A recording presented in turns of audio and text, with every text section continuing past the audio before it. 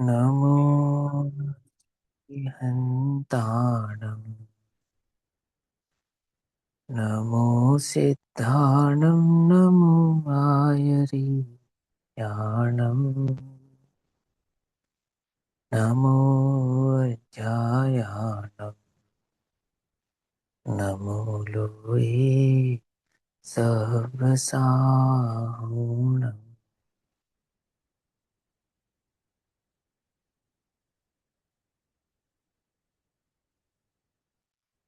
मङ्गलं भगवान् वीरो मङ्गलं गौतमोगणी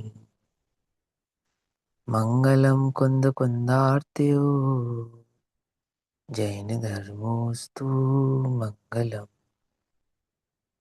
सर्वमङ्गल्यमाङ्गल्यं सर्वकल्याणिकारकं प्रधानां सर्वधर्माणां जैनं जयतु शासनम्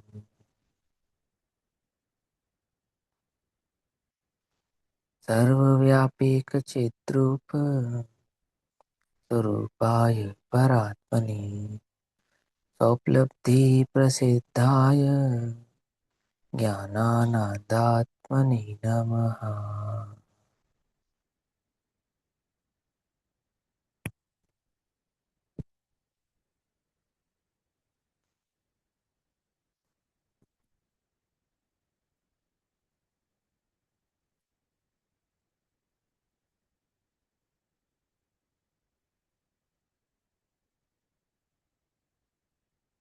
हमारे दोपहर कालीन स्वाध्याय का विषय चल रहा है श्री प्रवचन सारजी प्रमागम।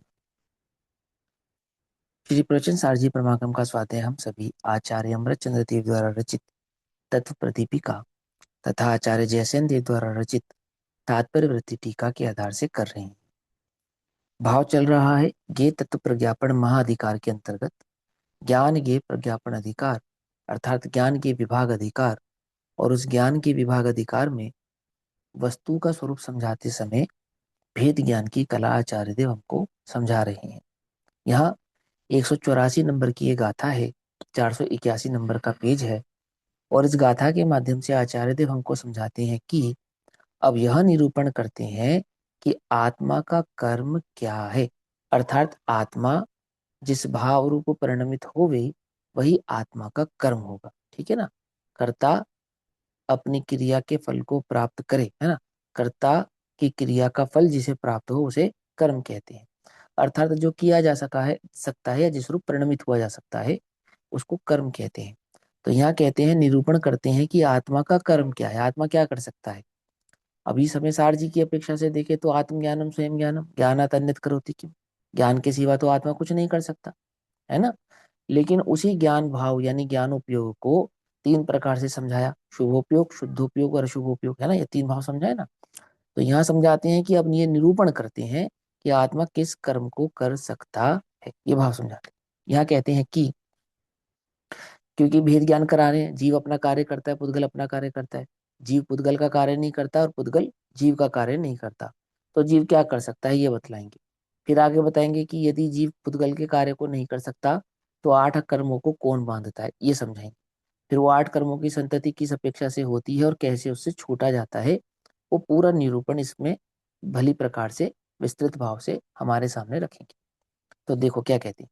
यहाँ कहते हैं, कोवम स्वभाव मादा अवधि कत्ता सगस्य भावस्य पोगल दव्वमयाणम नादु कत्ता स्वभावाणम। अपने भावों को करता यह आत्मा ही उनका करता, किंतु नहीं पुद्गल में सब ही भावों का आत्मा करता। क्या कहती है गाथा, बिल्कुल सरल गाथा है, सिंपल बात है कि अपने भावों को आत्मा करता है और पुद्गल के भावों को आत्मा करता नहीं है। तो जो जो भाव आत्मा के होंगे उनका कर्ता आत्मा कहलाएगा, जो जो भाव आत्मा के नहीं होंगे आत्मा उनका कर्ता नहीं कहलाएगा। ठीक। टीका पढ़ते हैं अब आचार्य अमृतचंद्र देव इस भाव को प्रस्तुत करते हैं अन्वयार्थ के बाद। अन्वयार्थ पढ़ते हैं, यहाँ कहते हैं स्वभावम कुर्वन, अर्थात अपने भाव को करता हुआ आत्मा वास्तव में अपने भाव का करता है, परंतु पुद्गल द्रव्य सर्व भावों का करता नहीं है। अपने को क्या लगता है कि हम शरीर के करता है, शरीर के परिणाम के करता है, वाणी के करता है, लगता है या नहीं लगता है? मन के करता है, वचन के करता है, काया के करता है। वास्तव में तो किसके करता है? कि मात्र अपने परिणामों के करता है, अपने भावों के करता है। अब जैन दर्शन का जब ये वाक्य आता है कि भावों को जी, अपने भावों को संभालो, है ना, जैन दर्शन भाव प्रधान है, ऐसा कहते हैं ना। तो भाव प्रधान है, दैट मीन्स क्या मतलब है कि भैया जीव अपने भावों के सिवा कर क्या सकता है, इसलिए भाव प्रधान है। जीव अपने भावों का कर्ता होने से भाव प्रधान तो हुआ, पुद्गल प्रधान नहीं हुआ, अर्थात पुद्गल का कर्ता नहीं है। कितनी सिंपल बात है। लेकिन हम कह तो देते हैं भाव प्रधान है, लेकिन बात समझते नहीं है कि इसका सीधा सीधा अर्थ यह है कि मैं पर में कुछ कर सकता नहीं, शरीर में कुछ कर सकता नहीं। लेकिन अपने अंदर में एक विश्वास बैठा है, एकदम जोरदार विश्वास, कि सारा संसार किसके भरोसे चल रहा है? मेरे ही भरोसे तो चल रहा है, है? इस देह का मैं नहीं करूंगा तो कौन करेगा? देह तो बेचारी कुछ नहीं जानती, जड़ है, आप खुद ही कह रहे हो। तो उसको परिणमाएगा कौन? कि मैं। इस वाणी को परिणमाएगा कौन? कि मैं। आई समझ में? तो यहाँ समझाते हैं कि भाई जीव अपने भावों का करता तो है, परंतु पुद्गल का करता नहीं है, ऐसा। देखो यहाँ कहते हैं प्रथम तो आत्मा वास्तव में अपने भाव को करता है, क्योंकि यह भाव उसका स्वधर्म है, अपना धर्म है। परिणाम आत्मा का अपना धर्म है, उपयोग आत्मा का अपना धर्म है, और उपयोग आत्मा का अपना धर्म होने से वे अपने धर्म का ही कर्ता कहलाएगा। अब इस चक्कर में मत पड़ना कि शुभ आत्मा का धर्म है या अशुभ आत्मा का धर्म है या शुद्ध आत्मा का धर्म है, अब इसकी बात नहीं कर रहे। अभी तो सिर्फ ये कह रहे हैं कि अपने भाव को करता है क्योंकि वह उसका धर्म है, ऐसा। इसलिए आत्मा को उस रूप होने की, अर्थात परिणमित होने की शक्ति का संभव है। अपने भाव रूप परिणमित होना वह आत्मा की शक्ति है। अतः वह अवश्यमेव आत्मा का कार्य है। वह माने वह भाव, वह परिणाम अवश्यमेव ही आत्मा का कार्य है। पेज नंबर 482, 482 नंबर का पेज है। 184 नंबर की गाथा है ना। हाँ, तो क्या कहते हैं? अवश्यमेव आत्मा का कार्य है। इस प्रकार वह आत्मा अर्थात जो जिस भाव रूप परिणमित हो रहा है, वह आत्मा उसे अर्थात अपने भाव को स्वतंत्रतया करता हुआ उसका कर्ता अवश्य है। देखो एक बात और समझो, कर्ता की दो परिभाषाएं होती हैं। एक परिभाषा कर्ता की क्या है? जो अपने कार्य को स्वतंत्र रूप से करे सो कर्ता, एक। और दूसरा, यह कर्ता सा परिणमता, अर्थात जो परिणमित होता है वो कर्ता है। समझ में बात? तो आत्मा अपने भाव रूप परिणमित होने से अपने परिणामों का कर्ता आत्मा है, एक बात, और स्वतंत्र रूप से करता है, दो बात। तो इससे यह सिद्ध होता है कि आत्मा ही अपने भावों का करता है, ऐसा। और स्वभाव आत्मा के द्वारा किया जाता हुआ आत्मा के द्वारा प्राप्य होने से अवश्य ही आत्मा का कर्म है। ठीक, इस प्रकार स्वपरिणाम आत्मा का कर्म है, परंतु आत्मा पुद्गल के भावों को नहीं करता, क्योंकि वे पर के धर्म है। इसलिए आत्मा के उस रूप होने की शक्ति का असंभव होने से वे आत्मा के कार्य नहीं है। अर्थात पुद्गलादि द्रव्यों का जो कार्य परिणमन है, वह वास्तव में आत्मा का कार्य नहीं है। इस प्रकार वह आत्मा उन्हें ना करता हुआ उनका कर्ता नहीं होता। ठीक, और वे आत्मा के द्वारा ना किए जाते हुए उसके कर्म नहीं है। इस प्रकार पुद्गल परिणाम आत्मा का कर्म नहीं है। अब ये भाव भली प्रकार से आचार्य अमरचंद्र जैसे आचार्यों के चित्त में, आचार्य कुंद कुंद के आचार्य के चित्त में इतना टंकोत्कीर्ण है। आत्मख्याति जैसी टीकाओं को लेकर कितने निष्प्रयता से लिख देते हैं कि हम तो इसके कुछ करता ही नहीं है, तो पुद्गल का परिणाम है। क्यों? समझ नहीं? अब हम तो कोई छोटा सा कार्य भी करें तो सारे जगत को बता देना चाहते हैं कि हमने किया, जो कि हमने किया नहीं। हम अपने भाव के सिवा अन्य कुछ कर सकते नहीं। आती है बात समझे? मिथ्या दृष्टि को तो अंदर में इतना घनेरा ये भाव बैठा है ना, ये संयोगी भाव, कि इस जगत का कर्ता मैं ही हूँ, इस परिवार का कर्ता मैं ही हूँ। मैं नहीं करूंगा तो कौन करेगा? अब अपने अपने बच्चों को मैं नहीं संभालूंगा तो कौन संभालेगा, बताओ? है ना। और हम भी कहते हैं कि हाँ भी संभालना तो चाहिए। तो उल्टा नहीं पकड़ना। अरे अपने अपने आप को संभाल ले जीव तो बहुत है, अपने परिणाम संभाल ले तो बहुत है। गहराई से विचार करें तो परिणामों का कर्ता भी नहीं होता। बहुत गहराई से विचार करें तो जीव अपने परिणामों का कर्ता भी नहीं। क्यों? क्योंकि प्रत्येक पर्याय अपने स्वतंत्र भाव से परिणमित होती है ना। क्योंकि जीव उस रूप परिणमित होता है, इसलिए जीव उसका करता है। ये बात तो यहाँ बतलाने के लिए है, क्योंकि एक द्रव्य अपने द्रव्य गुण पर्याय के साथ अभेद है। जब परिणमन होता है तो पर्यायों का परिणमन होता है, तो मात्र पर्याय नहीं परिणमती, पर्यायों के साथ द्रव्य ही परिणमित होता है। ऐसा भी जिनेन्द्र भगवान का कहना है। और इसी अपेक्षा से हम ये कहते हैं कि जीव अपने भावों का करता है, परंतु पर भावों का करता नहीं है, उद्गल का करता नहीं है, पर द्रव्य का करता नहीं है। ऐसा अब इसी भाव को आचार्य जयसेन समझाते। आचार्य जयसेन जब तात्पर्य वृत्ति में टीका करते हैं तो 184 नंबर की यह टीका 196 196 हो जाती है। यहाँ कहते हैं, अब आत्मा के निश्चय से, कौन से निश्चय से? न शुद्ध न अशुद्ध, अभी ये बात नहीं कह रहे, अभी तो सिर्फ निश्चय से कह रहे। ठीक है ना। और एक बात ध्यान से समझना, जब हम निश्चय की बात कहते हैं तो जैसे निश्चय में 3 भेद किए हमने, अशुद्ध निश्चय ने, एक देश शुद्ध निश्चय ने, शुद्ध निश्चय ने, परम शुद्ध निश्चय ने, ऐसे 3 भेद किए ना। तो ये 3 भेदों में अशुद्ध निश्चय ने कोई 2 नंबर का नहीं हो जाएगा और परम शुद्ध निश्चय ने कोई 1 नंबर का नहीं हो जाएगा, ऐसा नहीं समझना। समझे ना। क्योंकि न तो सिर्फ वस्तु के परिणमन को समझाने की शैली है, ठीक, वस्तु में उस कार्य के अवस्थित होने की, उपस्थिति होने की भाव को समझाने की शैली है। मान के चलो आत्मा रागादि परिणामों का करता है अशुद्ध निश्चय से, तो अशुद्ध निश्चय से करता है का दैट मीन्स ये अर्थ नहीं कि करता नहीं है। अशुद्ध निश्चय से करता है तो अशुद्ध निश्चय से भोगता भी है। क्या कहा? जिस निश्चय से उसको अशुद्ध परिणामों का कर्ता कहा, उसी निश्चय से, उसी अशुद्ध निश्चय की अपेक्षा से आत्मा एक इंद्रिय आदि के दुखों को भी भोग रहा है, 2 इंद्रिय आदि के दुखों को भी भोग रहा है। वर्तमान में तुम्हें अपने स्वरूप का वेदन हो रहा है या नहीं हो रहा है? अनंत सुख का वेदन हो रहा है या नहीं हो रहा है? नहीं हो रहा है ना। कौन से नए से नहीं हो रहा है? ये तुम्हारी तुम्हारी करनी के फल से नहीं हो रहा है, नए पैसे नहीं हो रहा है। नए से तो सिर्फ हमने समझाया है। क्या समझाया है?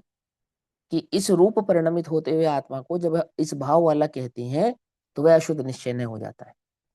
अब तो वर्तमान में सुखी हो या दुखी हो, अब वो बोलो निश्चय से सुखी हो या व्यवहार से सुखी हो, निश्चय से दुखी हो या व्यवहार से दुखी हो।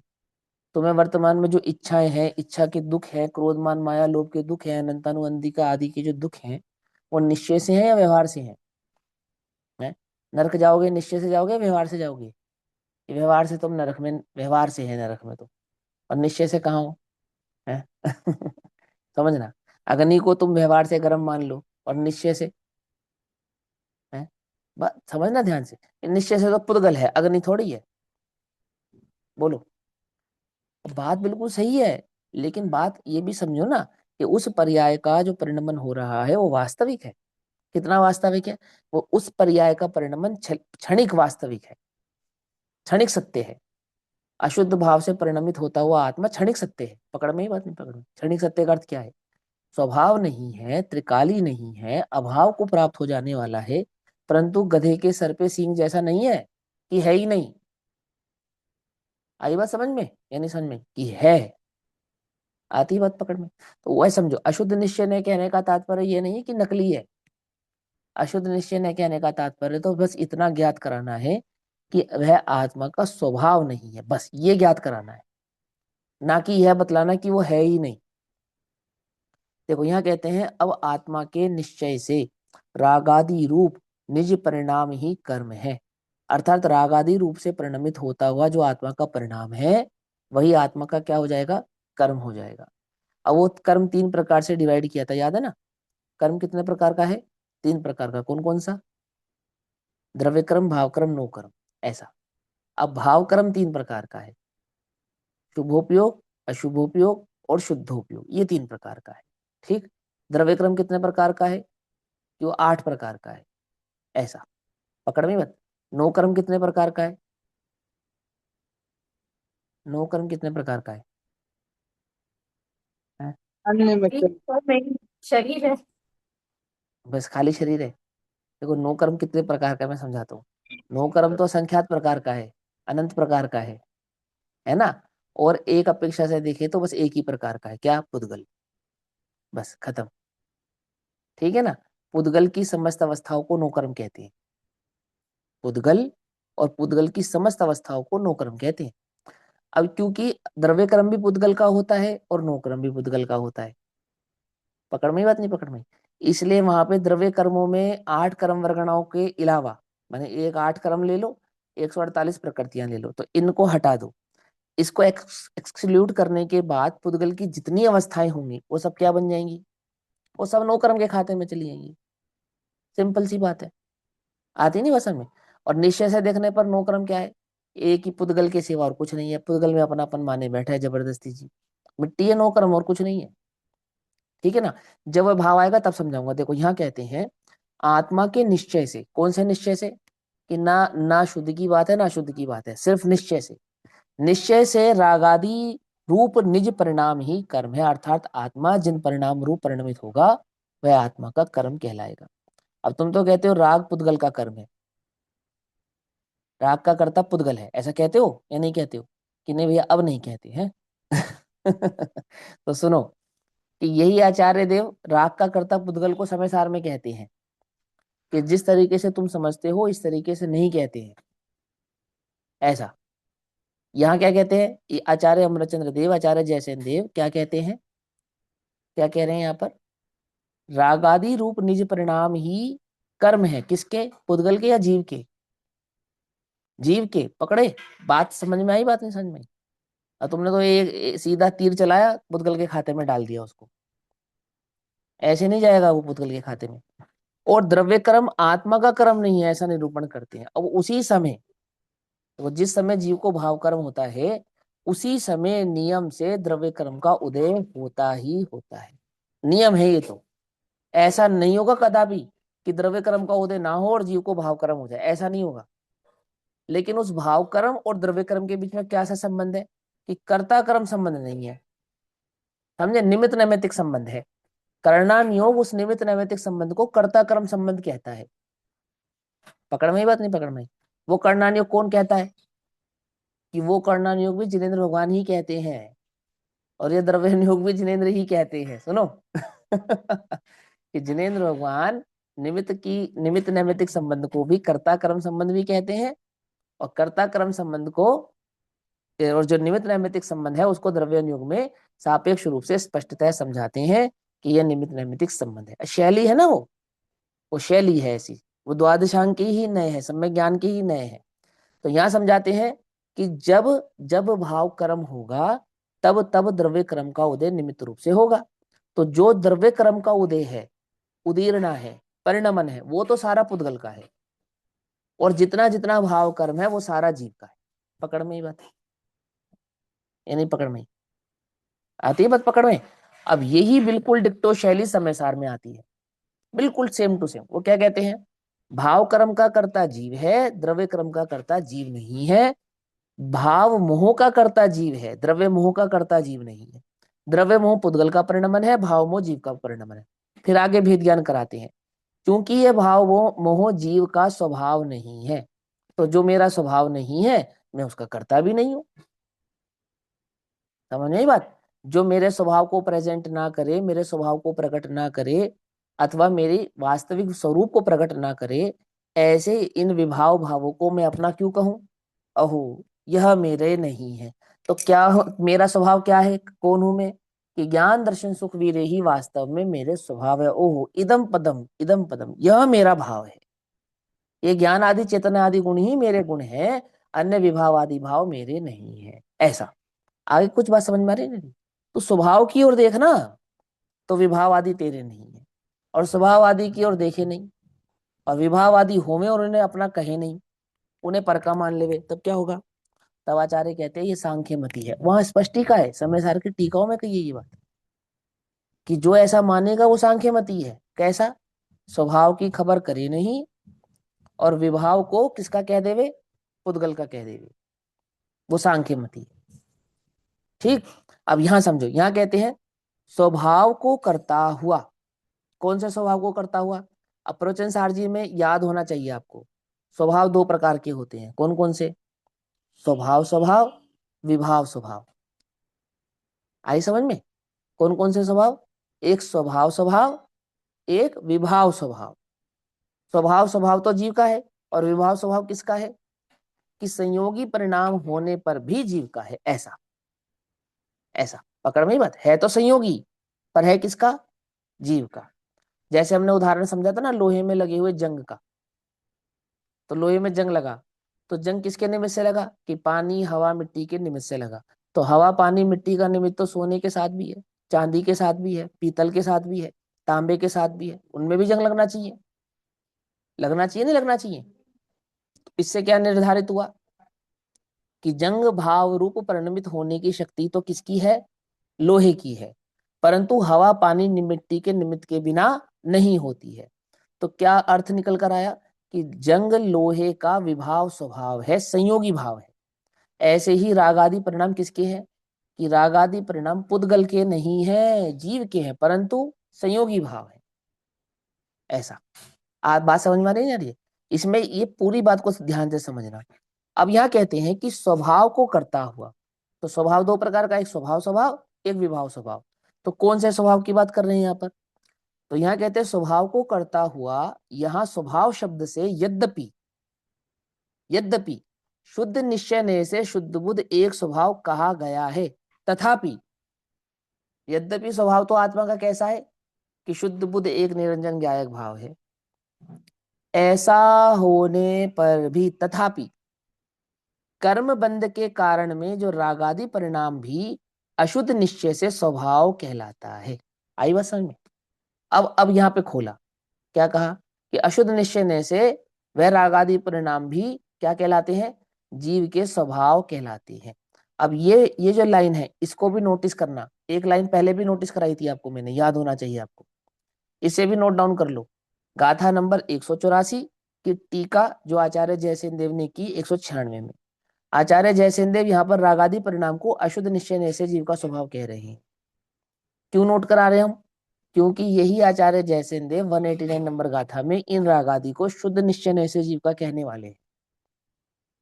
वहां शुद्ध निश्चय से ऐसा क्यों कहेंगे वो हमें समझ में आए, इसके लिए हमें इनके मंतव्य को पहले से ही समझना पड़ेगा। इनके भाव को, इनके परिणाम को मैं पहले से ही समझना पड़ेगा। ऐसा वहां पे ये नहीं कहना कि आचार्य जैन से देव ऐसा मानते हैं, ऐसा नहीं। मान के चलो मैं ऐसा कहूं, है ना, कि आत्मा राग आदि का कर्ता सर्वथा नहीं है, पुद्गल उसका करता है, ऐसा समझना ध्यान से, है ना। और फिर 6-8 महीने बाद मैं कहने लगूं कि नहीं आत्मा राग आदि का करता है, ऐसा। पकड़ में ही बात नहीं? पकड़ में? या इसको उल्टा कर लो कि मैं तुम्हें पिछले 5 सालों से पढ़ा रहा हूँ कि नहीं राग आदि का कर्ता आत्मा ही है, और अपने जीवन के अंत समय में मैं वो परिचर्या ही छोड़ दूं, वो चर्चा ही छोड़ दूं, और यही कहूं कि नहीं राग आदि का कर्ता आत्मा नहीं, आत्मा तो एक शुद्ध बुद्ध ज्ञायक भाव, ऐसा। तो मेरा कौन सा वचन सत्य कहलाएगा और कौन सा सत्य कहलाएगा? क्या समझे? कुछ बात समझ वही में तो नहीं? क्या, है दोनों दोनों सत्य ही हैं, लेकिन ये बात किसको समझ में आएगी? अपेक्षा। ये किसको समझ में आएगी? जिसने मुझे पहले भी सुना होगा और बाद में भी सुना होगा, उसको समझ में आएगी। देखो पूज्य गुरुदेव के साथ ऐसा ही हुआ।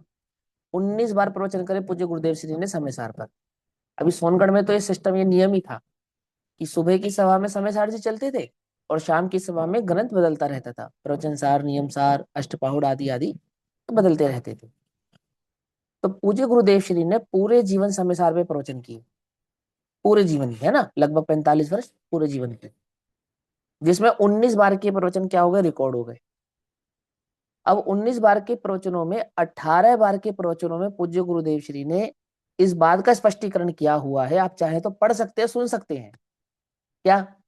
कि प्रवचन सार का विषय समझे बिना समय सार का विषय समझ में नहीं आएगा, और आत्मा रागादि का करता है तथापि उसका स्वभाव नहीं है, इसलिए उसे आत्मा का कर्ता नहीं कहते हैं। ये बात वो बार बार समझाते गए। जब 19वें बार पे पूज्य गुरुदेव श्री ने प्रवचन किए, तब उन्होंने कौन सी शैली अपनाई? तब उन्होंने शैली अपनाई कि 7 नयों 8 नयों में 7 नयों को तो वो डाला व्यवहार के पक्ष में, समझे, और 8वें नंबर के नय को रखा मूल निश्चय नय के पक्ष में। क्या कहलाते हैं ये? अष्टाध्याय के नय कहलाते हैं।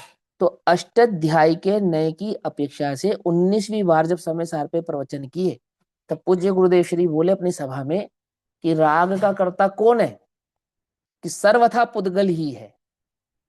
जीव ने तो कभी राग किया ही नहीं, और जीव कभी राग कर सकता ही नहीं। समझे मेरी बात?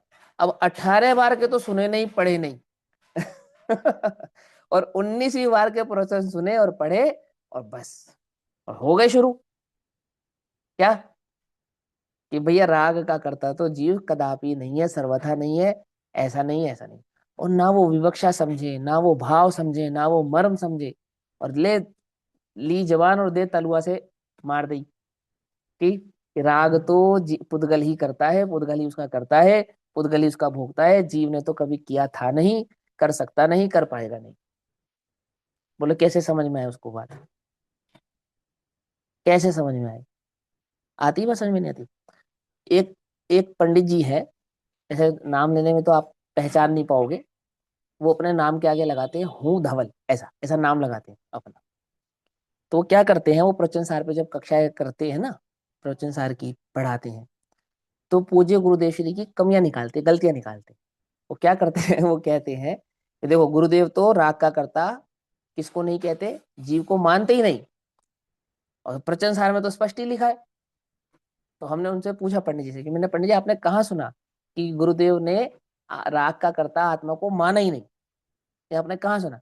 ये तो स्पष्ट ही है, वो तो समय सार के प्रवचनों में स्पष्ट ही कहते हैं गुरुदेव, लिखा ही है ना? तो हमने पूछा कि आपने कौन सा समय सार सुना है उनका? बोले समय सार कितने प्रकार के हैं? मैंने कहा पूज्य गुरुदेव श्री के 19 प्रकार के हैं।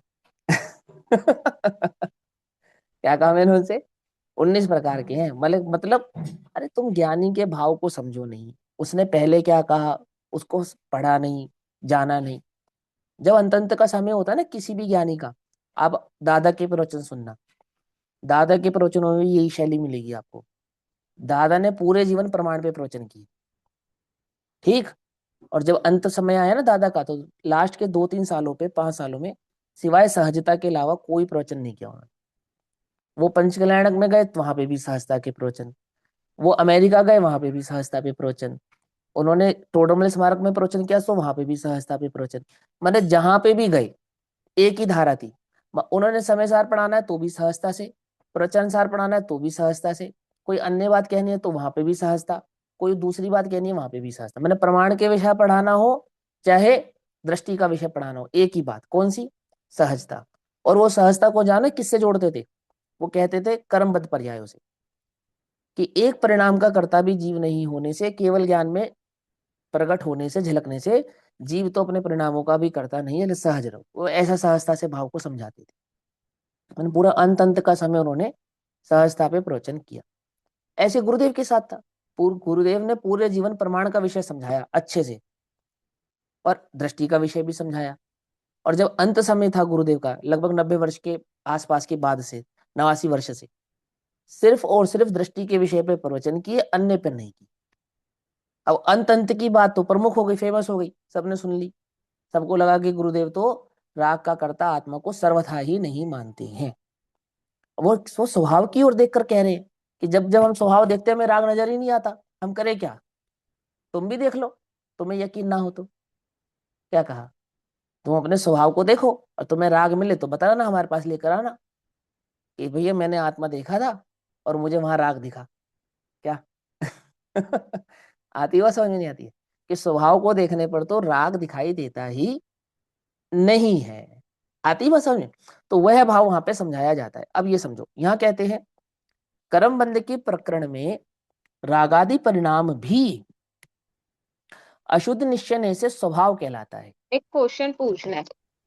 हाँ। ये अभी आपने जो लाइन बोली इसको थोड़ा सा और खोलना है कि स्वभाव को देखने पर राग आदि तो दिखाई देता ही नहीं है, जैसे ये कहा है ना। तो हाँ स्वभाव को देखने पर, जैसे मतलब पर्याय में तो राग चल ही रहा है ना अपने, तो स्वभाव को देखने पर दृष्टि हट गई, इसे ही बोला ना, राग आदि दिखाई देता ही नहीं है। देखो, जो रागादि विभाव होता है, जो भी होता है, वो होता ही पर की संगति से है, स्व की संगति से होता ही नहीं है। ठीक है ना? जैसे आचार्य अमरचंद्र देव कह रहे हैं कि मेरी परिणति मैली होती है, तो मेरी परिणति मैली कब होती है? कि जब मैं शुभ भाव की संगति करता हूँ तब होती है। और मेरी परिणति मैली ना हो उसके लिए मैं क्या करूं? कि मैं स्वभाव की दृष्टि करूं, शुद्धोपयोग की संगति करूं, तो मेरी परिणति मैली नहीं होती है। आती ना बस समझ में। यहाँ तो इतनी सी बात समझो कि गुणस्थान की परिपाटियों में चौथे गुणस्थान से लेकर 12वें गुणस्थान पर्यंत तक जितना जितना राग है उसका निषेध नहीं कर रहा है कोई, लेकिन जितना जितना राग नहीं है वो क्यों नहीं है उसका भाव समझा रहे हैं, पकड़ना। और जो 12वें गुणस्थान के बाद नहीं रहेगा, कौन? वो राग जो नहीं रहेगा, तो किसके आश्रय से नहीं रहेगा, वो क्या चीज है जिसके आश्रय पर वह अभाव को प्राप्त हो जाएगा? तो कहते हैं वो स्वभाव है। ठीक, तो कौन सा स्वभाव है? कि ध्रुव स्वभाव है, जिसको द्रव्य स्वभाव, ध्रुव स्वभाव, दृष्टि का विषय ऐसा कहते हैं। तो अभी इसी समय वर्तमान में भी जो ध्रुव स्वभाव है वो कैसा है? निर्मल है या अशुद्ध है? वो कैसा है अभी? वो तो निर्मल ही है ना। तो हम जब हम कहते हैं स्वभाव, तो स्वभाव कहने का मतलब द्रव्य स्वभाव, ध्रुव स्वभाव, यही अर्थ होता है उसका। वहां पर्याय का विषय नहीं रहता, वहां पर्याय क्या हो जाती है? गौण हो जाती है। दूसरी बात सुनो, कि नहीं हम वहां पे निर्मल पर्याय को ले लेते हैं, तब निर्मल पर्याय को लेने पर भी निर्मल पर्याय कौन से नय का विषय है? या तो एक देश शुद्ध निश्चय नय का विषय है, या शुद्ध निश्चय नय का विषय है। परम शुद्ध निश्चय नय का विषय तो पर्याय है ही नहीं, है ना। और स्वभाव का जो विषय है वो परम शुद्ध निश्चय नय का विषय है। आती है वो समझ में? मैंने जब मैंने अपने अंतर में ध्रुव स्वभाव को देखा, देखा जब अपने अंतर में, तो क्या देखा? कि थोड़ा सा संसारी हूँ, थोड़ा भगवान हूं मैं, है ऐसा ऐसा देखा। कुछ दृष्टि नहीं। और नहीं, भगवान हूं हाँ, मैं। ऐसा, कुछ और नहीं, भगवान हूं मैं, ऐसा देखा। तो किसने देखा? किसने देखा? अरे वो जो संसारी है, चौथे गुण स्थान में है, पांचवें गुण स्थान में है, छठे सातवें गुण स्थान में, वो जीव कह रहा है देखा जब अपने अंतर में, कुछ और नहीं, भगवान हूं मैं। समझ में बात नहीं? समझ में? तो उसने अपने को भगवान ही देख लिया, मम स्वरूप है सिद्ध समान, कैसे देखा? वो ध्रुव स्वभाव से देखा ना। तो ध्रुव स्वभाव स्वभाव तो मेरा कदापि, कभी भी क्या नहीं था? क्या नहीं था? अशुद्ध था ही नहीं, अशुद्ध हो सकता भी नहीं। और वर्तमान में भी अशुद्ध नहीं है। तो कौन नहीं है? मेरा ध्रुव स्वभाव। और मैं ही अपने ध्रुव स्वभाव को नहीं जानता हूं। मैं, मेरे ध्रुव स्वभाव को कौन नहीं जानता? मैं नहीं जानता। तो ये क्या है? ये अशुद्धता है। तो ये अशुद्धता किसकी है? ये भी मेरी है, क्योंकि मैं अपने ध्रुव स्वभाव को नहीं जानता। तो मैं नहीं जानता हूं, नहीं जानने रूप जो अशुद्धता है वो भी मेरी है। आई समझ में? अपनी वस्तु को रखकर मैं भूल गया तो दुखी कौन होगा? मैं ही होऊंगा। और भूली हुई वस्तु मुझे मिल गई तो सुखी कौन होगा? वो भी मैं ही होऊंगा। और वस्तु मेरी है, ये बात तो पक्की है। क्या कहा? जैसे मान के चलो तुम्हारे प्रॉपर्टी के कागज, उन पर तुम्हारा नाम है और तुम रख के भूल गए, अब वो किसी और के नाम हो गए? नहीं। अरे तुम भूल गए ना, रख के कागज नहीं है तुम्हारे पास, तो अब तुम्हारी नहीं रहेगी ना वो प्रॉपर्टी। कि भैया भले ही कागज नहीं मिल रहे हैं, प्रॉपर्टी मेरी ही है, ऐसा। और कागज मिल गए फिर, ये देखो ये प्रमाण हो गया। कागज मिलना तो सिर्फ इस बात का प्रमाण है कि जो हम कह रहे थे वो सत्य है। पकड़ भाई बात। तो ध्रुव स्वभाव को मैं भूल गया, हम आचार्य कहते शुद्ध है। इन हमें कैसे यकीन हो शुद्ध है? कि तू देख ले, कि जैसे देखा तो क्या हुआ? वो शुद्ध पर्याय प्रकट हुई।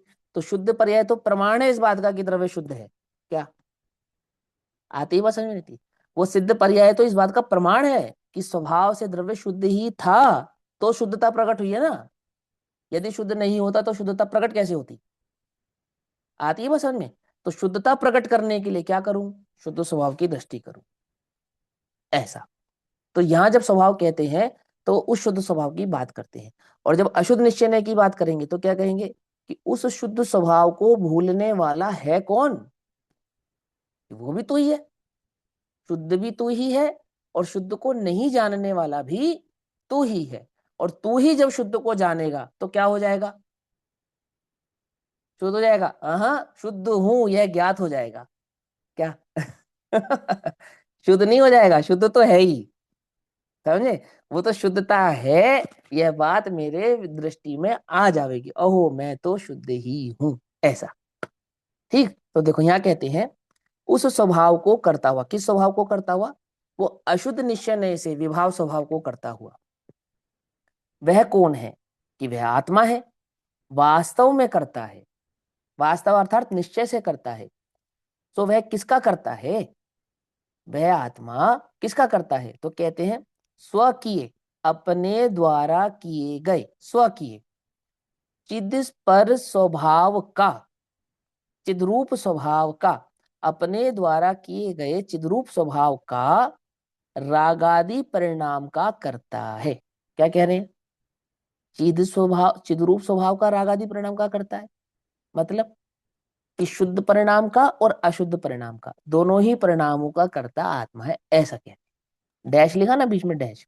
देखो क्या लिखा, स्वकीय, अपने द्वारा किए जाने वाला कौन कौन सा परिणाम? एक चिद स्वरूप स्वभाव और दूसरा रागादि परिणाम, दोनों का करता है कौन? वह आत्मा, क्योंकि वह दोनों भाव रूप परिणमित होता है। जब स्वभाव की ओर देखेगा तो शुद्ध भाव रूप परिणमित भी वही आत्मा होगा, और जब स्वभाव रूप नहीं देख रहा है तो विभाव रूप परिणमित होने वाला भी वही आत्मा है। आई समझ में बात? इसलिए वह ही उसका अर्थात रागादि परिणाम रूप निश्चय से भाव कर्म कहा जाता है। निश्चय से रागादि भाव रूप जो परिणमन है वह जीव का भाव कर्म कहा जाता है। भाव कर्म का कर्ता निश्चय से कौन है? जीव है, पुद्गल जीव है। और उस जीव को, भाव कर्म को जो निश्चय से जिसका कर्ता जीव है, उसको कहते हैं संयोगी भाव। क्या कहते हैं उसको? संयोगी भाव। क्यों कहते हैं उसको? क्योंकि वो अपनी ओर देखने पर तो होता नहीं, और पर की ओर देखने पर होता है। आती है बस समझ में? कब नहीं होता? जब अपनी ओर देखता है तब नहीं होता, और जब पर की ओर देखता है तब होता है। इसलिए उस परिणाम का नाम क्या है? संयोगी भाव। ऐसा प्रश्न, किस कारण से भाव कर्म कहा जाता है? तपे हुए लोहे के गोले के समान। ये पहले अधिकार से चल रहा है, तपा हुआ लोहे का गोला है। अभी तक छूटा नहीं है।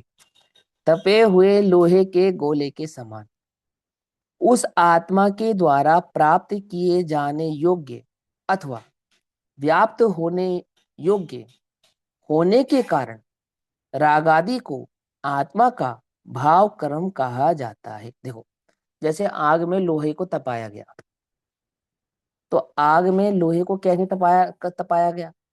बोले ताप रूप भाव को परिणमित होने की शक्ति है उसमें। क्या कहा? उस लोहे के पिंड में ताप रूप भाव को प्राप्त करने की शक्ति है उसमें। जैसे फॉर एग्जाम्पल वो होता है ना फायर प्रूफ सूट, तो फायर प्रूफ सूट को तापित कर सकते हैं या नहीं कर सकते हैं? ये नहीं कर सकते, सिंपल सी बात है। पकड़ में ही बात। जैसे लकड़ी में राख होती है, राख कहाँ होती है? आग में होती है, लकड़ी में होती है? लकड़ी में होती है। अग्नि लकड़ी को तो जलाती है, राख को नहीं जलाती। मालूम है नहीं मालूम? है ना? और इस विज्ञान का सहारा लेकर वैज्ञानिकों ने ऐसी ईंटें बनाई जो अग्नि में जलती नहीं। तो बोले उसका जो रॉ मटेरियल है वो क्या है? बोले राख है उसका रॉ मटेरियल। क्यों? क्योंकि आग राख को नहीं जलाती। बात समझ में नहीं? राख वो परमाणु है जिसे अग्नि जलाएगी नहीं। आती बात समझ में नहीं? तो किसे जलाती है अग्नि? जो जलने भाव रूप होता है उसको जलाती है।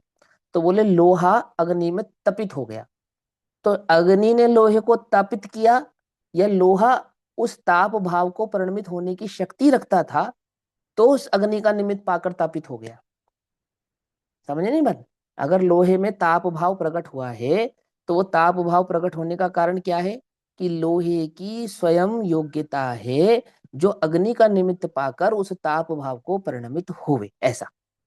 तो उदाहरण दिया उन्होंने, उसने ने कहा कि ये आत्मा भाव कर्म कैसे करता है, कैसे कर लेता है, तो किस कारण से भाव कर्म कहा जाता है? तो कहते हैं तपे हुए लोहे के गोले के समान। और अब ये तपा हुआ लोहे का गोले का भाव तो हमें पहले समझा ही चुके हैं। तो यहाँ पे उन्होंने शॉर्टकट में याद दिला दिया हमको कि वो जैसे तपा हुआ लोहा था ना, कैसे हो रहा था कि अग्नि की संगति को पाता था और तापित हो जाता था, लेकिन अग्नि रूप परिणमित नहीं होता, रहता लोहा ही है। ऐसे ही उस आत्मा के द्वारा किए जाने योग्य अर्थात आत्मा उस भाव रूप परिणमित होने की शक्ति रखता है, ऐसा योग्य अथवा व्याप्त होने योग्य होने के कारण रागादि को आत्मा का भाव कर्म कहा जाता है। ठीक, आगे। परंतु चिद्रूप आत्मा से भिन्न और चैतन्य भगवान स्वरूप जो आत्मा है उससे भिन्न, परंतु उससे भिन्न जो पुद्गल द्रव्य हैं, उन पुद्गल द्रव्य में ही ज्ञानावरणादि द्रव्य कर्म पर्याय रूप सभी भावों का आत्मा करता नहीं है। पकड़ में ही बात। जब यहाँ द्रव्य कर्मों को आत्मा का करता नहीं है ऐसा कह रहे हो, तो साथ की साथ ये भी समझा दो कि भाव कर्म का आत्मा नहीं है करता। समझा सकते हैं नहीं समझा सकते हैं? तो बोले भैया जिस भाव रूप परिणमित होगा उसका कर्ता आत्मा ही कहलाएगा। और यदि आत्मा भाव कर्मों का कर्ता नहीं है तो वह अपेक्षा भी आपको यही प्रवचन सार में भी बतलाएंगे, घबराना नहीं।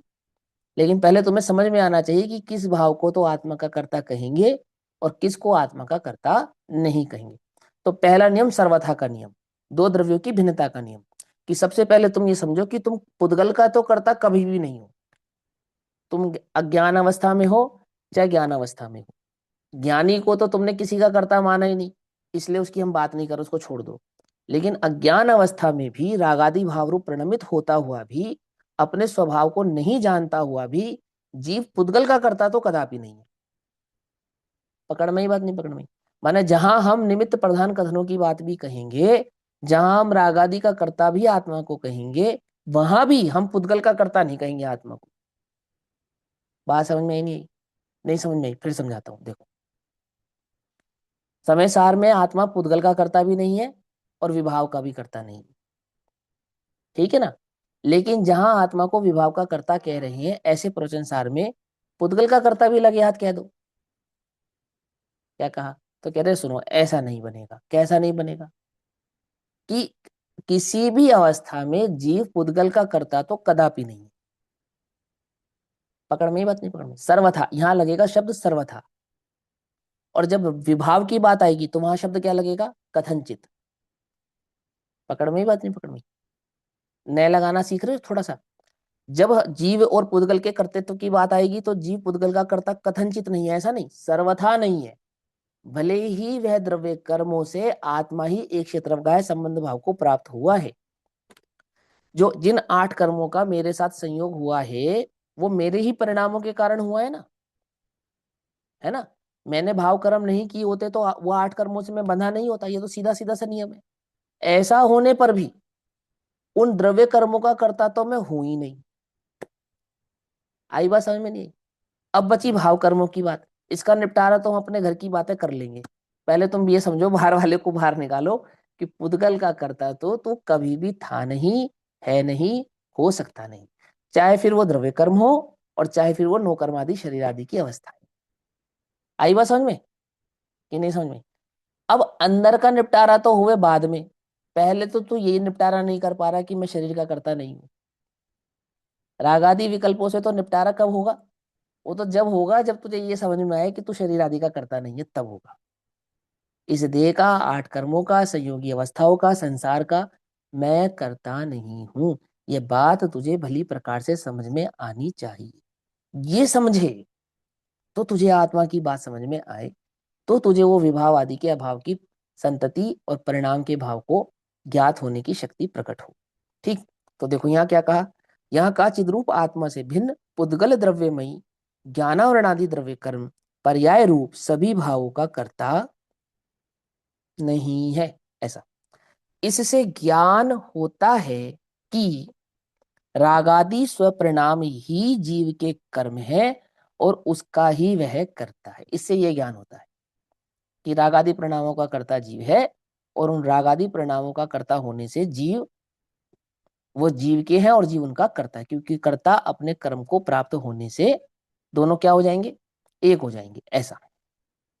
अब 185 नंबर की गाथा 483 नंबर के पेज पर ही यहां कहते हैं, अब पुद्गल परिणाम आत्मा का कर्म क्यों नहीं है, ऐसे संदेह को दूर करते हैं। एक संदेह उठा। क्यों उठा ये संदेह? किसको उठा ये संदेह?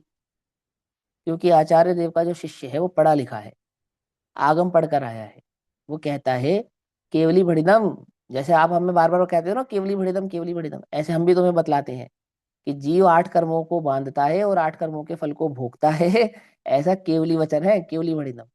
हमें तो संदेह हो रहा है आपकी बात पर कि आपने भाव कर्म का करता तो आत्मा को कह दिया, पर 8 कर्म का करता आत्मा को नहीं कहा, जबकि वो 8 कर्मों के निमित्त रूप ही भाव कर्म आदि की स्वीकृति स्वीकार की गई है। माना जब जब जीव को भाव कर्म होगा तब तब वहां द्रव्य कर्म का उदय होगा ही होगा, उसके बिना नहीं हो सकता।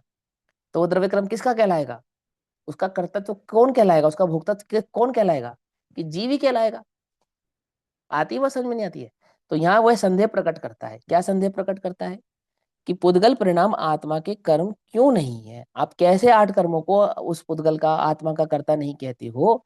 ये बात हमें आपकी थोड़ी सी संदेह भाव रूप लगती है।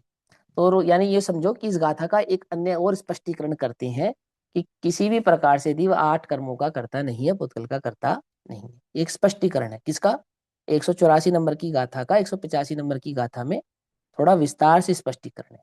वो यहाँ कहते हैं कि गेण हदीनेव न मुंचदी करेदि नाही पोग्गलाणि कम्माणि जीवो पोग्गल मध्य वट्टनणनि सव्वकालेषु यद्यपि जीव सदा पुद्गल के मध्य रहे पर कभी उन्हें, ये क्या है? यद्यपि जीव सदा पुद्गल के, सदा माने यद्यपि उन 8 कर्म रूपी संयोगों का एक शत्रवघा संबंध इस जीव के साथ अनादि से बना हुआ है। ठीक है ना? माने शरीर का और जीव का, 8 कर्मों का और जीव का, या पुद्गल का और जीव का, जो ये एक शत्रवघा संबंध है, ये कब से है?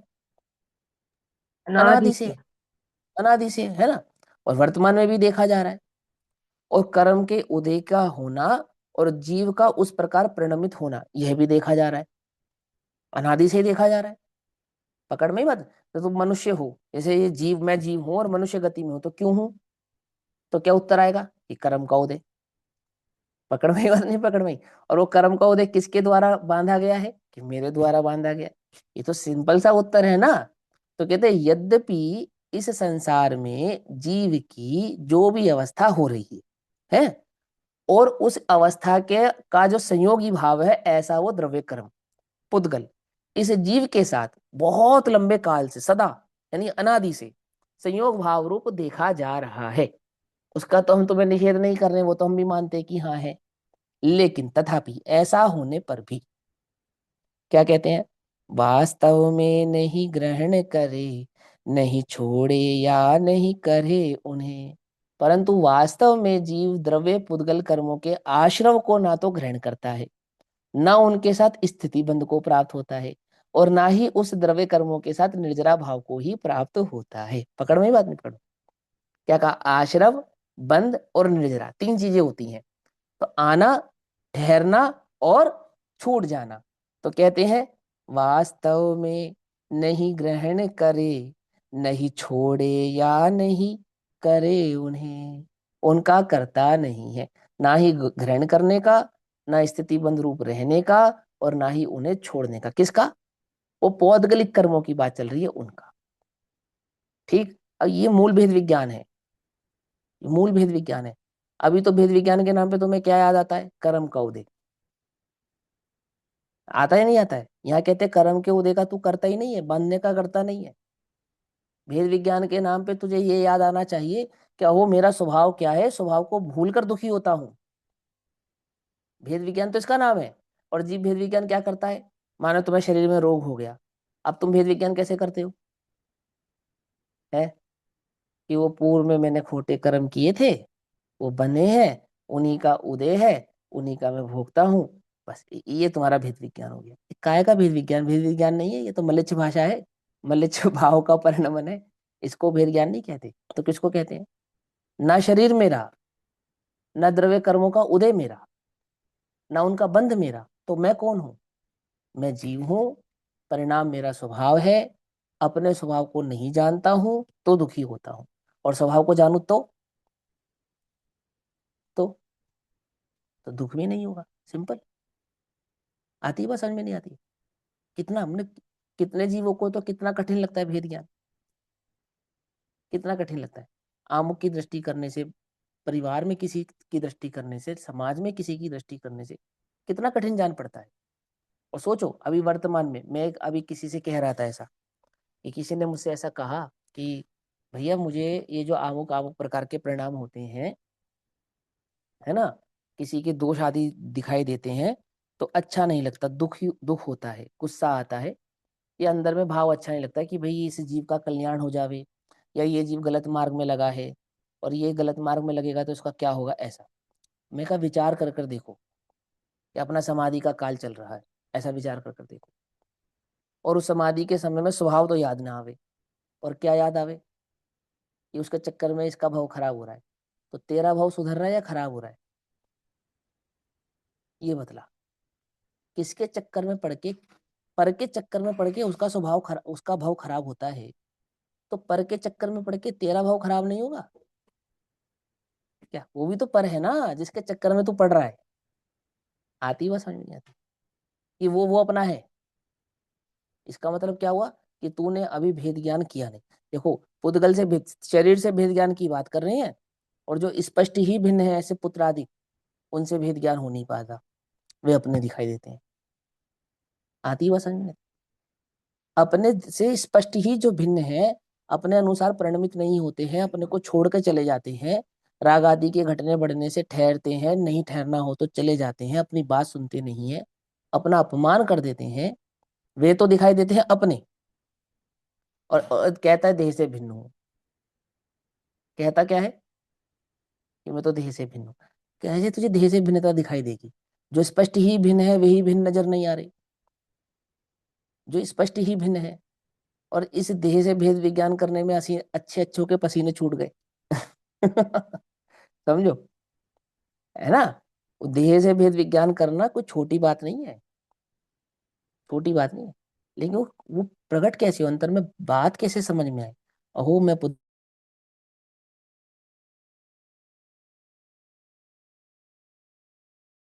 स्वभाव की ओर देखता नहीं, जब मैं अपने स्वभाव का विचार करता नहीं, अहो कैसा है मेरा स्वभाव, कैसा है मेरा स्वरूप, ऐसा जब तक अंदर में विचार ना करे तब तक जीव को क्या नहीं हो सकता, वो भेद ज्ञान की धारा प्रकट हो सकती नहीं। ये ऐसा भेद ज्ञान नहीं करना, नकली भेद ज्ञान, कर्म का उदय, मेरे द्वारा बांधा गया, मेरे द्वारा भोगा गया, ना मैंने बांधा ना मैं उसका भोगता।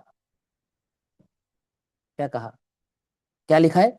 वास्तव में नहीं ग्रहण करे, अर्थात ना मैंने बांधा, वास्तव में नहीं ग्रहण करे माने ना मैंने बांधा, नहीं नहीं छोड़े या नहीं करे उन्हें, ना मैंने उन्हें किया और ना ही मैं उन्हें छोड़ सकता हूं। निर्जरा करनी है ना, क्या मैं तो कर्म निर्जरा करनी है, कर्म निर्जरा करनी है, वो ध्यान के नाम पे कर्म निर्जरा कराई जाती है, कराई जाती नहीं कराई जाती है? आप लोगों ने नहीं किया होगा, हमने किया है कर्म निर्जरा वाला ध्यान। अरे जिसे मैंने बांधा ही नहीं, समझे, उसे मैं छोड़ूंगा कैसे? ये तो छूटे छुटाए हैं, मेरे साथ कभी एक में हुए ही नहीं थे। तो फिर क्या है? अहो स्वभाव को नहीं जानना दुख, और स्वभाव को जानना सुख, भाई इतना सा मार्ग है, इतना सा मार्ग। और दोनों ही परिणामों का कर्ता जीव है, नहीं जानने का कर्ता भी जीव है और जानने का कर्ता भी जीव है। माने स्वभाव को जानेगा सो वह भी जीव, और स्वभाव को नहीं जानता है सो वह भी जीव। कौन? मैं। ऐसा।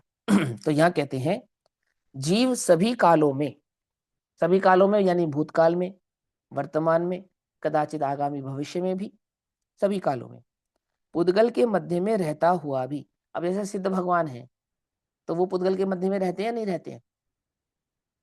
क्योंकि ठसाठस भरी पड़ी है वर्गणाएं, कैसी बात कर रहे हो? तो एक क्षेत्र अवगाह संबंध तो सिद्धों का भी है पुद्गल के साथ, समझे नहीं समझे? लेकिन कैसा संबंध नहीं है कि वो बंधान रूप संबंध नहीं स्वीकार करते हैं, परंतु एक क्षेत्र अवकाश संबंध तो है ना।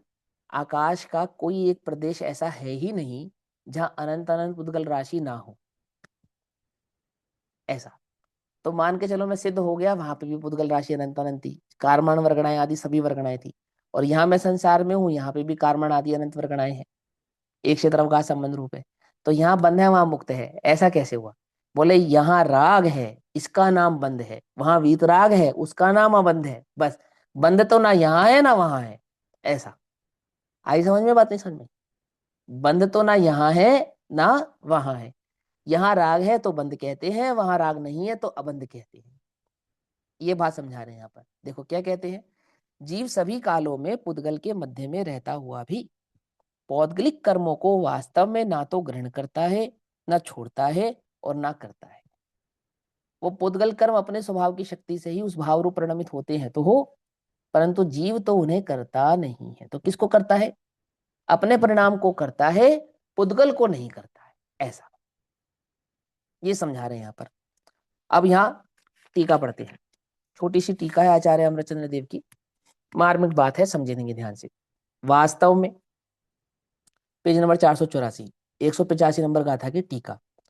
वास्तव में पुद्गल परिणाम आत्मा का कर्म नहीं है, ठीक, क्योंकि वह पर द्रव्य के ग्रहण त्याग से रहित है। आत्मा त्यागोपादान शून्यत्व भाव वाला होने के कारण उस पर द्रव्य को ना ही ग्रहण करेगा, ना ही उसका त्याग करेगा। अच्छा, पुद्गल तो आत्मा को ग्रहण करेगा ना, कि ना पुद्गल आत्मा को ग्रहण करेगा ना उसका त्याग करेगा। आती समझ में? तो ना तो द्रव्य कर्मों से आत्मा बनता है और ना आत्मा द्रव्य कर्मों से बनता है। दोनों बातें समझी ना? द्रव्य कर्म आत्मा से नहीं चिपकते और आत्मा द्रव्य कर्मों से नहीं बनता। और द्रव्य कर्मों में होने वाले परिणमन का कर्ता आत्मा नहीं है, और आत्मा में होने वाले परिणमन का कर्ता सो वह द्रव्य कर्म नहीं है। जड़ चेतन की परिणति सब अपने अपने में होती है। तो चेतन की कौन कौन सी परिणति होती है?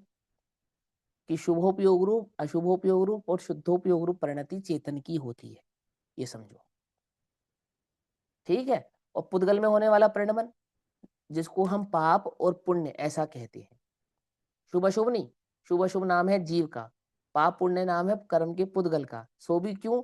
क्योंकि इन दोनों के बीच में निमित्त नैमित्तिक संबंध जोड़े तब, बता ना, उपचार से उसको कहेंगे तो पाप, जीव के परिणाम को पाप कह देंगे और पुद्गल के परिणाम को शुभ कह देंगे, ऐसा हम उपचार से कहते हैं। तो यहाँ कहते हैं कि पुद्गल में क्या होता है, कि पुद्गल में सिवाय पुद्गल के परिणमन के और कुछ नहीं होता, और जीव को एवं ही लगता है, ऐसा अंदर में भ्रम से लगता है, ये अच्छा है ये बुरा है, ये होना चाहिए ये नहीं होना चाहिए। ये क्यों लगता है? क्योंकि स्वभाव को नहीं जानता है तो लगता है, ऐसा कहते हैं। तो कहते हैं जो जिसका परिणाम करने वाला देखा जाता है, अर्थात जो जिस भाव रूप परिणमित होता हुआ देखा जाता है, इसका अर्थ है जो जिसका परिणमन करने वाला देखा जाता है वह उसके ग्रहण त्याग से रहित नहीं देखा जाता। अर्थात जो जिस भाव को परिणमित होगा वह उस भाव का त्यागता हुआ या भिन्न होता हुआ दिखाई नहीं देगा, अपितु वह तो उसके साथ एकमेक ही रहने वाला है। ऐसा जैसे कर्ता कर्म अधिकार में समझाया आचार्य देव ने कि घड़ा परिणमित हुआ, तो घड़े को कौन प्राप्त हुआ? कुम्हार प्राप्त हुआ, रस्सी प्राप्त हुई, चाक प्राप्त हुआ, पानी प्राप्त हुआ, या मिट्टी प्राप्त हुई? ऐसा उन्होंने सवाल उठाए। तो बोले घड़े को तो मिट्टी प्राप्त हुई। तो मिट्टी घड़े की कर्ता हुई ना, क्योंकि कर्ता का कर्म 3 प्रकार का होता है ना? प्राप्य निविकार्य आदि भाव वाला, विकार्य आदि भाव वाला। तो जो अपने उस परिणाम को प्राप्त हो जाए वो उसका कर्ता होगा। ऐसे यहाँ कहते हैं कि परिणाम को प्राप्त जीव अपने परिणाम को तो होता है, पुद्गल के परिणाम को प्राप्त नहीं होता, क्योंकि पुद्गल तो की तो वर्गणाएं बदलती भी है, छिन्न भिन्न भी होती है, टूटती भी है और जुड़ती भी है, जबकि पुद्गल में तो ऐसा कुछ नहीं होता। पुद्गल की वर्गणाओं में तो स्पर्श रस गंध वर्ण की पर्याय होती है, जीव में तो ऐसा कुछ नहीं होता है ना। तो जीव पुद्गल के परिणाम को प्राप्त नहीं होता और पुद्गल जीव के परिणाम को प्राप्त नहीं होता। जीव अपने परिणाम को प्राप्त होने से अपने परिणाम का कर्ता होता है और पुद्गल अपने परिणाम को प्राप्त होने से अपने परिणाम का कर्ता होता है।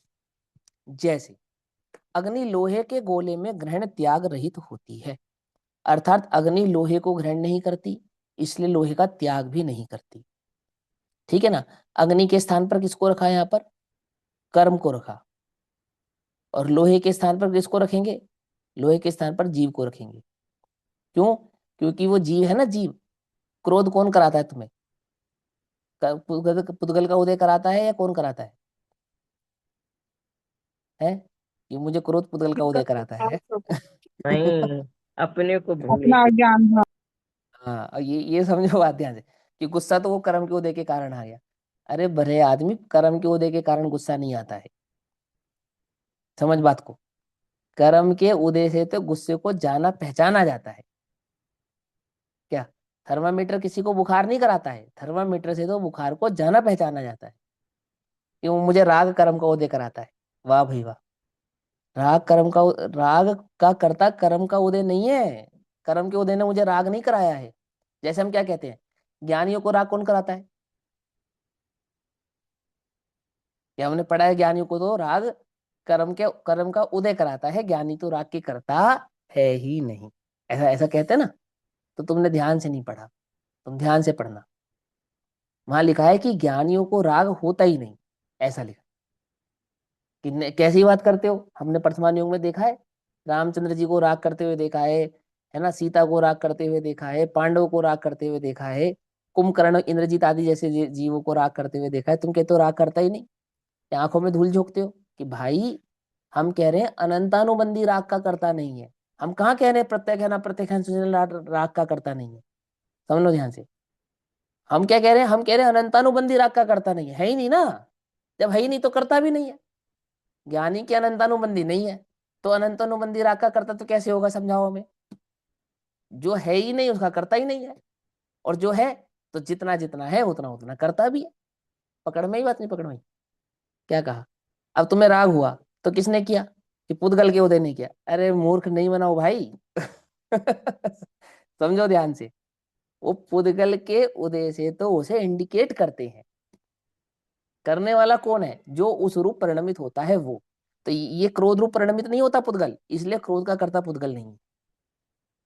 और जीव उस रूप परिणमित होता है, इसलिए उसका कर्ता जीव है। पकड़ में ही बात, नहीं पकड़? कि भैया पूरी पढ़ाई उल्टी करा रहे हो। उल्टी नहीं करा रहे हैं, जो बात आचार्य कह रहे हैं हम तो वो कह रहे हैं। देखो यहाँ लिखा है, यहाँ कहते हैं जो जिसका प्रणमन करने वाला देखा जाता है वह उसके ग्रहण त्याग से रहित नहीं देखा जाता। अर्थात जो जिस भाव रूप प्रणमित होगा उसके ग्रहण त्याग को प्राप्त भी नहीं होगा। जैसे अग्नि लोहे के गोले में ग्रहण त्याग रहित होती है, अर्थात अग्नि लोहे के गोले को ग्रहण नहीं करती और लोहे के गोले का त्याग भी नहीं करती। तो होता क्या है, हाँ लोहा अग्नि के भाव का निमित्त पाकर तप्त होता हुआ देखा जाता है। समझना ध्यान से। और लोहा अग्नि की संगति को त्याग कर लोह रूप परिणमित होता हुआ भी देखा जाता है, ऐसा होता है ना। लेकिन अग्नि ऐसे जैसे गरम गरम लोहे से कागज जलाना चाहो तो जला सकते हो। अरे गरम लोहे से कागज जलाया जा सकता है ना, ये कैसी बात करते हो। तो गरम लोहा है वो कागज जलाने के काम आ सकता है। लेकिन लोहे का जो घन है उससे अग्नि को पीटा जा सकता है क्या? उससे अग्नि को नहीं पीटा जा सकता। गजब की बात है ये। तो कौन किसका संसर्ग करता हुआ दिखाई दे रहा है तुम्हें? कुछ समझ में आ रही बात, नहीं समझ में आ रही है? कदाचित अग्नि का काम लोहे की तप्तता से किया जा सकता है, कदाचित। लेकिन लोहे का अंश मात्र भी कार्य तुम अग्नि से नहीं कर सकते। कर सकते हो तो बतलाओ। क्या समझाएंगे अग्नि यहाँ पे, पता है? क्या अग्नि समझ में? सहे घन घात लोहे की संगति हाँ पाई। हाँ। तो यहाँ ये समझाएंगे कि द्रव्य कर्म तो कभी भी राग द्वेष रूप परिणमित ही नहीं होते हैं। ये तो जीव ही है जो राग द्वेष रूप परिणमित हो जाता है, जबकि इसका स्वभाव नहीं है। समझे नहीं समझे? मतलब कर्मों में तो किसी भी अपेक्षा से तो राग भी नहीं है और द्वेष भी नहीं है। वह कैसे? परिणाम ही नहीं है उनका। और परिणाम का कर्ता जीव होने से ये जीव अज्ञान भाव रूपी परिणमित होता है और ज्ञान भाव रूपी परिणमित होता है। माने लोहा ठंडा होने पर लोहे रूप भी कार्य करता है, और वही लोहा अग्नि की संगति पाकर जब तप्त हो जाए तो तप्त लोहा अग्नि का कार्य भी कर सकता है। पकड़ में ही बात, नहीं पकड़ में ही? लेकिन अग्नि तो तीन काल में भी लोहे का कार्य नहीं करेगी, अगन भाव का ही कार्य करेगी।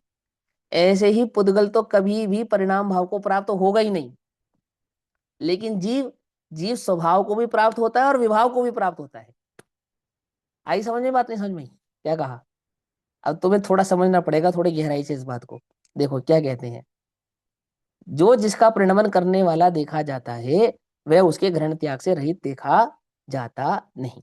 जैसे अग्नि लोहे के गोले में ग्रहण त्याग रहित होती है, आत्मा तो तुल्य क्षेत्र में वर्तता हुआ भी, तुल्य क्षेत्र में अर्थात जितने उसके असंख्यात प्रदेशों का फैलाव है उसको कहेंगे तुल्य क्षेत्र। माने आत्मा के प्रदेशों ने जितने आकाश के प्रदेशों को घेरा है वो क्या कहलाएगा? तुल्य क्षेत्र कहलाएगा। तुल्य क्षेत्र वर्तता हुआ भी पर द्रव्य के साथ एक क्षेत्र अवगाही होने पर भी पर द्रव्य के ग्रहण त्याग से रहित ही है, इसलिए वह पुद्गलों को कर्म भाव से परिणमित करने वाला नहीं है। माने आत्मा पुद्गलों को कर्म भाव से परिणमित करावे ऐसा नहीं, और पुद्गल आत्मा को कर्म भाव से परिणमित करावे सो ऐसा भी नहीं। पुद्गल पुद्गल भाव रूप परिणमित रहता है और जीव जीव भाव रूप ही परिणमित रहता है। अब इस 185 नंबर की गाथा पर आचार्य जयसेन देव टीका करते हैं 197 नंबर पर। ठीक, तो 197 नंबर की इस टीका को हम कल पढ़ेंगे, क्योंकि अभी समय हुआ। तब तक के लिए सभी को जय जिनेन्द्र, ओम नमः सिद्धेभ्यः। आप टीका पढ़ लेना, आगे की गाथा भी पढ़ लेना, तो मैं आपको भाव समझाऊंगा विस्तार से, आपको अच्छे से समझ में आएगा। ठीक,